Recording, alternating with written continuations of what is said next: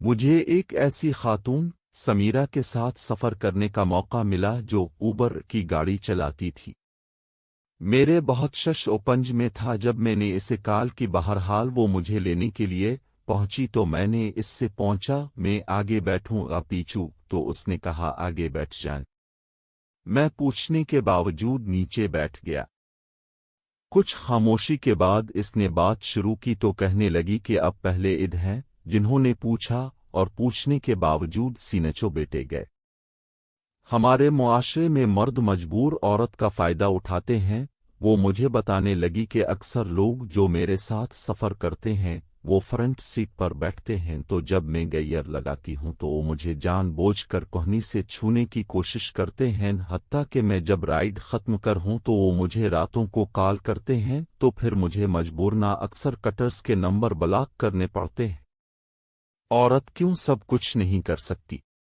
وہ doctor, teacher, engineer, nurse, shopkeeper, sales girl, driver, آیا لوگوں کے گھروں میں صفائی کی ملازمت کرتی ہے، تو اس کے راستے میں اتنی رکاوٹیں کیوں کھڑی کر دی جاتی ہیں؟ معاشرہ اسے عزت اور لفظ کے ساتھ روزگار کیوں نہیں کرنے کی اجازت دیتا؟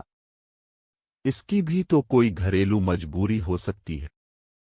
لوگ اپنی ٹرک کو کنٹرول کیوں نہیں کرتے؟ اپنی ہویوں پر پورا کیوں نہیں کرتے؟ کیا علی بنے بیٹیاں نہیں میں؟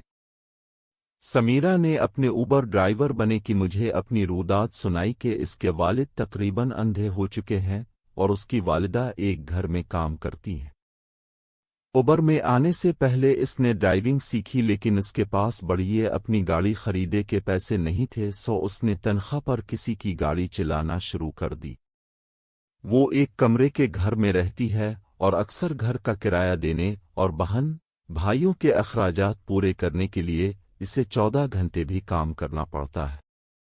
یہ کہانی ہمارے لیے انسپریشن ہے۔ ایک لڑکی اپنی مرضی یا کسی مجبوری کی حالت میں کام کرتی ہے تو ہمیں چاہیے کہ اس کی پرائیویسی کا خیال رکھیں، اپنی سجد اور ٹرک کو کنٹرول میں رکھ کر اس کو آرام دے اور طے والا ماحول دینا چاہیے تاکہ وہ اپنی زندگی کی مشکلات سے نبردآزمہ ہو سکے، بجائے اس کے کہ ہم اسے ہراساں کر کے اس کی باب کو مزید مشکل بنا دیں۔